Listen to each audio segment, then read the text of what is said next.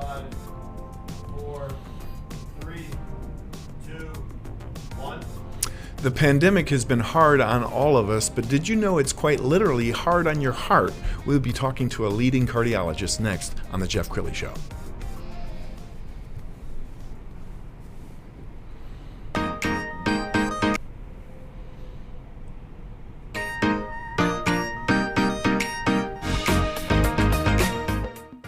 Many are predicting that the worst is yet to come, which is unfortunate, said one person here.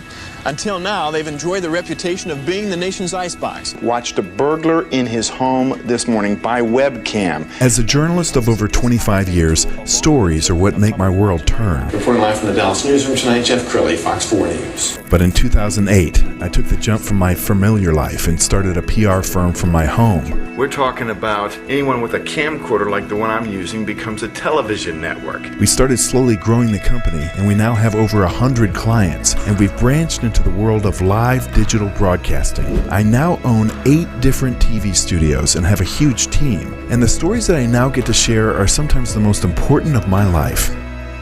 Life has a funny way of coming around full circle. This is The Jeff Crilley Show.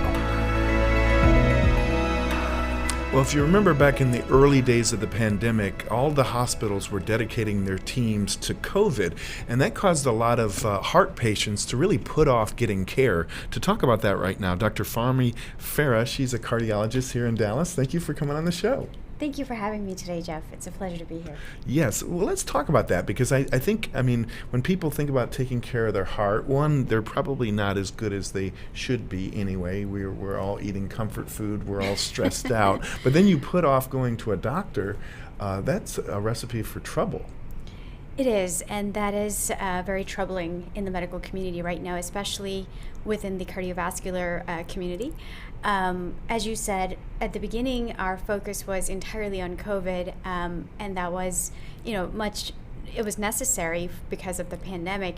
But right now, what we're facing is a lot of people are just afraid of going to the hospitals and to doctors in general because of 2 main reasons. The number one reason being the virus itself. They're fearful of contracting it, and they're afraid that if they go to a healthcare setting, they're more prone to getting it, which is not correct. And the other fear a lot of people have is putting an increased burden on the healthcare professionals, because I think a lot of people have it in their minds that they're, for the greater good, they're holding off from going because they think that the hospitals are packed with COVID patients and the healthcare professionals are very busy taking care of them. So yes, we're seeing a huge decline in patients coming into the hospitals. We have some pretty significant data. For instance, the CDC had put out that nationwide there's been a 23% decrease in the number of patients we're seeing coming into the hospital for heart attacks. Wow. We're going to put some pictures up. We got some pictures off of Facebook of you in your surgical garb. It seems to me that with people putting off care, sometimes they can miss the warning signs. I know a lot of cases where somebody thinks it's heartburn, and it turns out they were having a heart attack.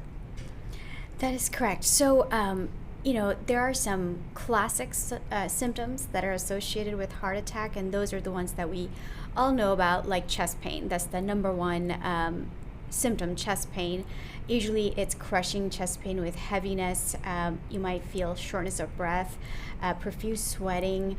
But then there are some atypical symptoms of heart attack as well. A lot of times women feel those atypical symptoms more often, and some of those atypical symptoms are heartburn, indigestion-like symptoms, not having any chest pain or having chest pain elsewhere, like in the back, or pain going to the arm, shortness of breath, fatigue.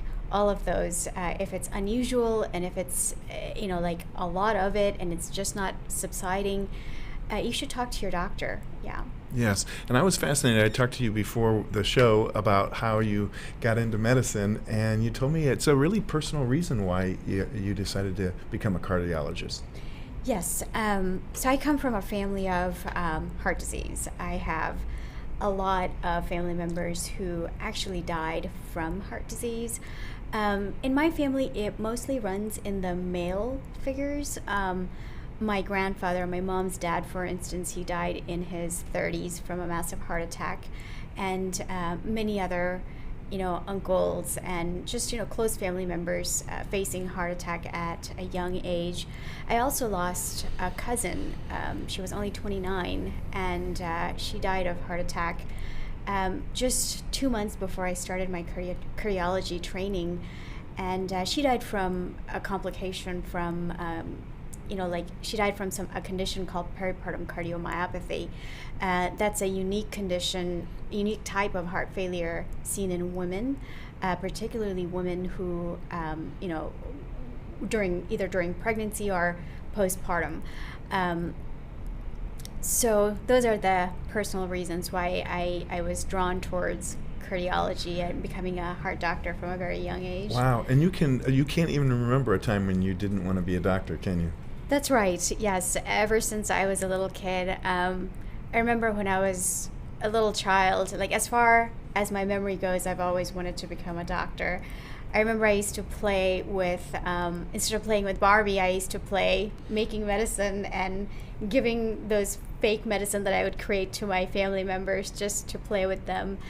Wow. In elementary school, I remember one of my teachers, my English teacher, actually gave me a stethoscope as a gift. It was not a new stethoscope, it was an old stethoscope of a family member. And she gave it to me, and it was like the best gift anybody could have given me. I was just the happiest kid. I think that's wonderful. You've also been doing a lot of interviews recently. We're going to put up a picture. This is you talking over at KERA with Sam Baker. But you've been doing a ton of interviews lately, and I know you're passionate about really teaching people how to take care of themselves, aren't you? Yes. I have done quite a few interviews. The one I did with Sam Baker, that was regarding a specific trial. It was the ischemia trial, talking about stents and heart disease. But to answer your question, yes, the reason I've been putting myself out there and doing a lot of interviews is because I feel very strongly about education.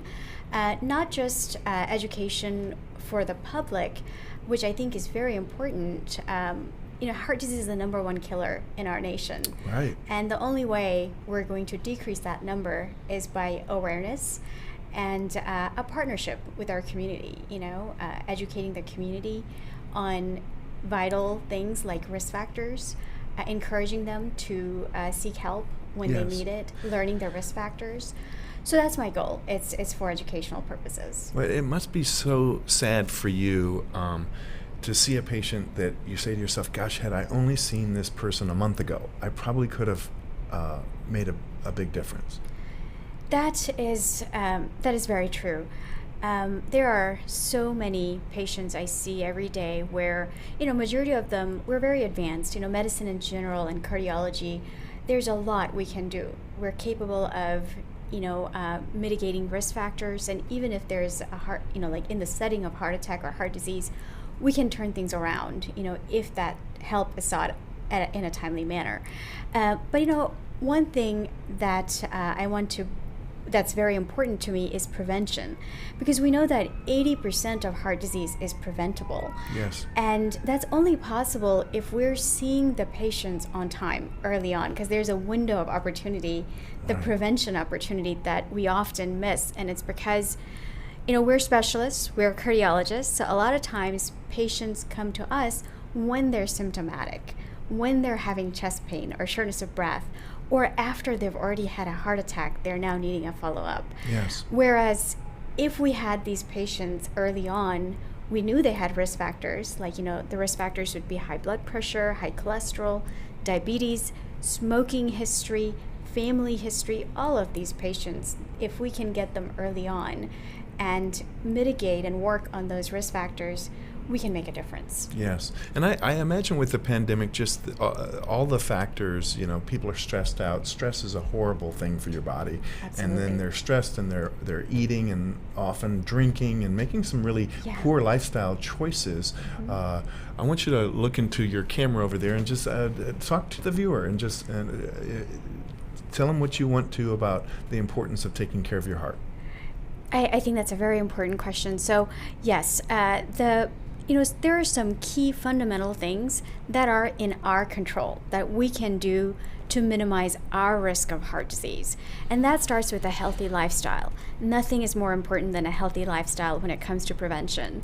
So the number one part of a healthy lifestyle, it starts with a healthy diet, a heart-healthy diet. And the other important factor is exercise. So activity is very important. Stress management, getting good sleep, smoking cessation, very important. Minimizing the amount of alcohol you're taking. So all these things play a huge role in your heart health. And excuse me, in terms of what's going on during a pandemic, a lot of maintaining a healthy lifestyle is becoming difficult because we're not able to go out to the gyms because we're in the middle of a pandemic. We're also minimizing going to the grocery stores because we just don't want to expose ourselves. So we're choosing foods that are not very healthy because we're choosing foods that will just last longer. Naturally, they have a lot of preservatives. So those are the types of behaviors that we need to try to actively get out of. Even in the middle of a pandemic, especially in the middle of a pandemic, it's more important to maintain a healthy lifestyle and minimize your risk factors so that you don't have a heart attack. And in the event that you do have a heart attack, it's absolutely important for you to go to the hospital, talk to your doctor, go to your cardiologist, and seek the help that you need. Outstanding. Wow, you've been a great guest. We're going to close with your social media, your Twitter page. Can you give everybody the handle? It's right there on the screen. Perfect. Thank you. You've been a wonderful guest, and I hope you'll come back. Thank you for having me. It was such a pleasure. You bet. And that's it for now. We'll see you next time.